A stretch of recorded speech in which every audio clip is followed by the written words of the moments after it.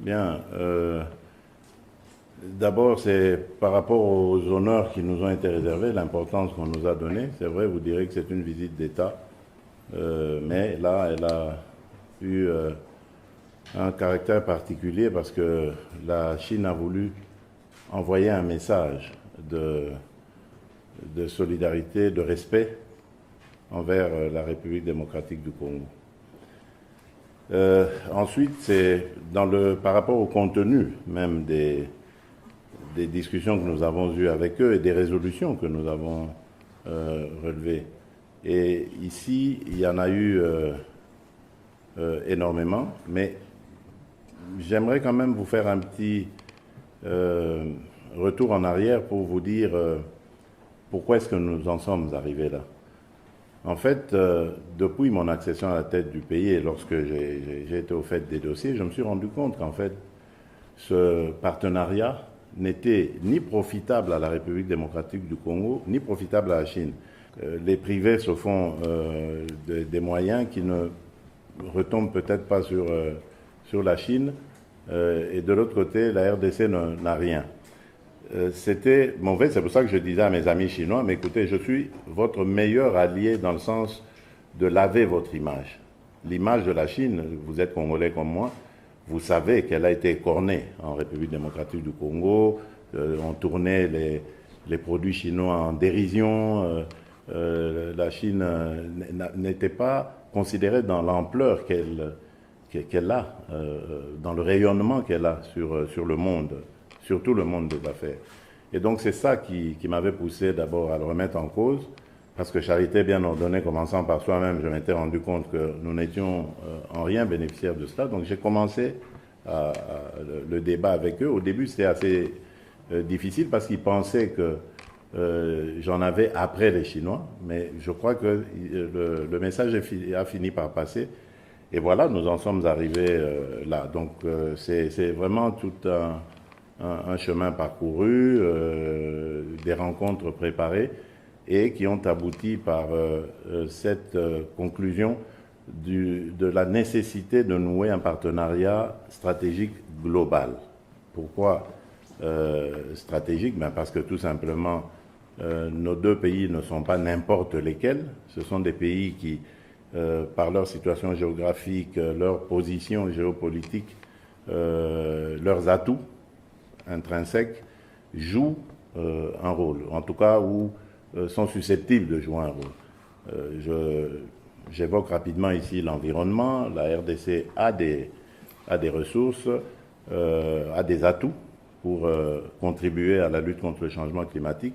La Chine a des ressources qui peuvent, mises ensemble avec nos atouts, générer des solutions pour sauver la planète. Idem pour l'industrie de la batterie électrique ou donc la transition énergétique où nous pouvons également jouer un rôle avec nos atouts miniers et les ressources apportées par la Chine. Donc voilà ce partenariat, pourquoi il est stratégique et global. Mais ça ne s'arrête pas que là. On a bien d'autres domaines. Le numérique, vous avez vu, vous nous avez accompagnés chez Huawei, vous avez vu les nombreux secteurs dans lesquels le numérique peut aider la République démocratique du Congo à se développer. Mon vœu, avant de venir ici, était, et c'était le message, je dis qu'on a préparé les choses, que j'avais fait passer, c'était, nous voulons, moi, mon ambition, c'est d'industrialiser mon pays, le développer. Et le développement passe par l'industrialisation. Et je pense que la Chine peut être un bon partenaire pour nous accompagner. Pas la seule Chine, hein, il y a aussi d'autres, mais la Chine était la plus prompte à venir et on ne va pas fermer la porte à un partenaire qui est disposé à nous accompagner. C'est pour ça que j'ai répondu directement à cette invitation me lancée par le président Xi Jinping, qui m'a d'ailleurs vraiment impressionné parce que j'ai pu m'entretenir avec lui et lui poser des questions sur la manière dont il s'y est pris. Parce que vous savez qu'à plusieurs égards, nos pays se ressemblent. Nous avons connu, les Chinois plutôt ont connu les guerres intestines, ils ont connu des agressions étrangères, c'est le cas avec la RDC, ils ont connu la pauvreté, et bien d'autres choses. Et ils les ont résolues, en tout cas pour beaucoup de ces fléaux. Et donc c'était important de venir voir comment ils ont fait, avec plus d'1 milliard d'habitants, tandis que nous, on est encore à 1/10 de cela en démographie. Donc c'est possible de le faire. On peut rêver et on le réalisera. Et donc l'industrialisation est pour moi importante parce que c'est par là que le développement arrive. Et l'industrialisation commence par la transformation ou la création de la richesse chez nous.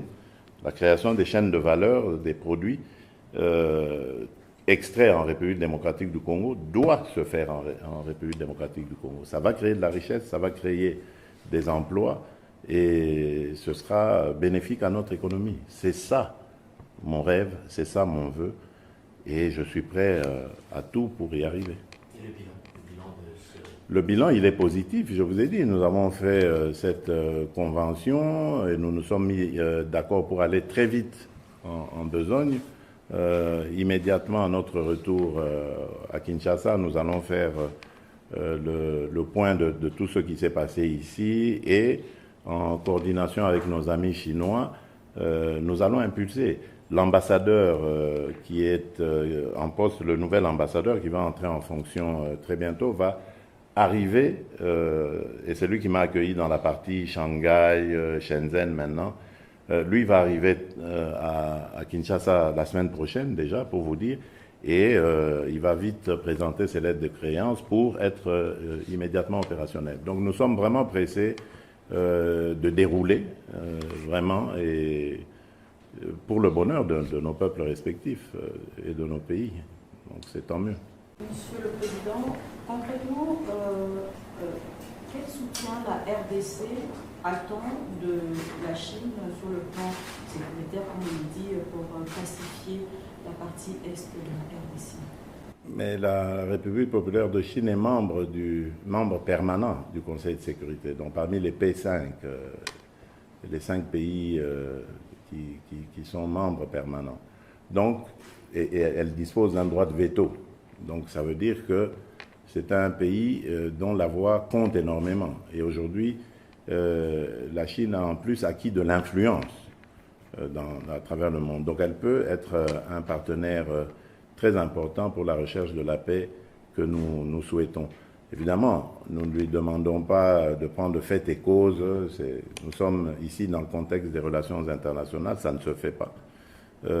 Mais elle a exprimé, en tout cas clairement, sa volonté de voir le Congo, la République démocratique du Congo, pacifiée et rester dans son intégrité. Donc, c'est clair, il n'y a pas meilleur appui à la République démocratique du Congo, à la paix en République démocratique du Congo, que celui-là. Voilà.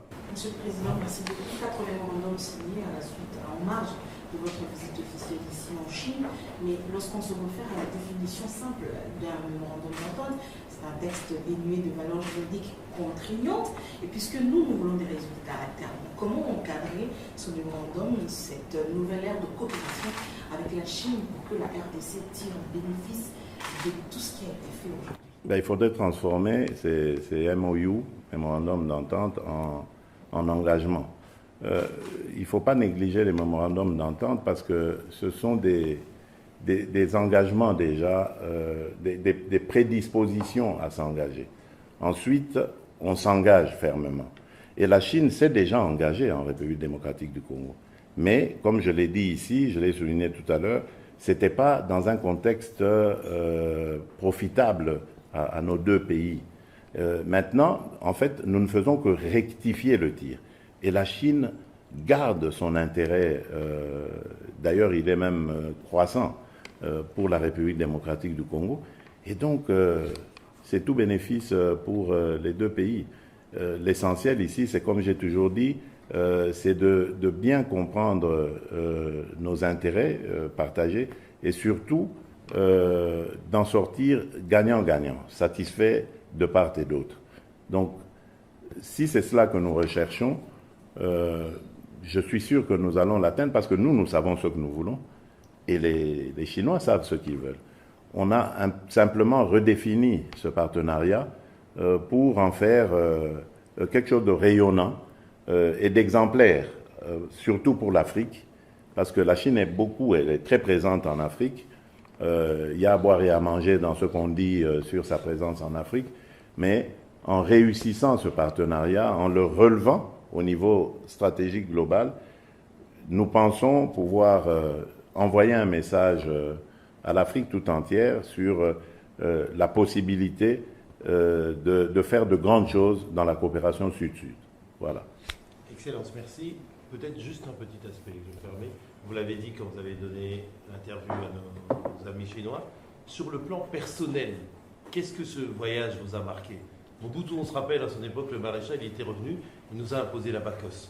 Je ne dis pas que vous allez faire ça, mais je veux dire, sur le plan personnel, qu'est-ce que ça va vous ramener, que vous voulez mettre en place au Congo, de par votre expérience que vous avez eue ici? Je ne sais pas. Moi, sur le plan personnel, j'ai découvert la Chine. C'est la première fois pour moi d'arriver. J'ai pu voir les performances de la Chine. Cette Chine qui, il y a encore 30 ans, ne pouvait pas être donnée sur ce qu'elle est aujourd'hui, ce qu'elle présente aujourd'hui. Sur un plan personnel, je dirais, c'est les informations que j'ai eues, les expériences que j'ai vécues qui vont enrichir ma connaissance, tout simplement. Je n'ai pas envie d'aller refaire du mobutisme, même si c'est pas vraiment, c'est pas le terme approprié. J'ai pas envie de m'accaparer de cela. C'est pour le Congo que je l'ai fait, et j'espère l'avoir bien fait. Et c'est ça mon objectif, que le Congo gagne. Nous, on n'est que des êtres humains, on passera, mais le Congo restera. Merci beaucoup, Excellence. Merci beaucoup. Voilà.